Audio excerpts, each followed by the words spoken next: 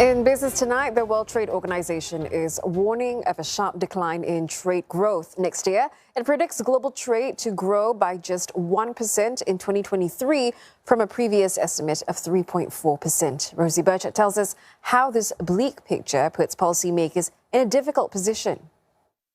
The WTO says that trade growth will slow sharply in 2023 as the global economy faces strong headwinds. Trade is expected to lose momentum in the second half of 2022 and remain subdued in 2023 as the WTO Secretary General says that policymakers and monetary policymakers in particular are really in a tight spot here because they have to try and balance taming inflation but also with trying to keep up full employment and pursuing important policy goals. You particularly mentioned that clean energy transition. So overall, quite a bleak picture, some would say, from the WTO here, although indeed the numbers different according to different places. For example, the Middle East, the WTO says, will have the strongest trade volume growth of any region in 2022, both on the export side and on the import side. So a mixed picture, but certainly the WTO acknowledging that finance ministers, that monetary policy makers the world over are in a bit of a bind here.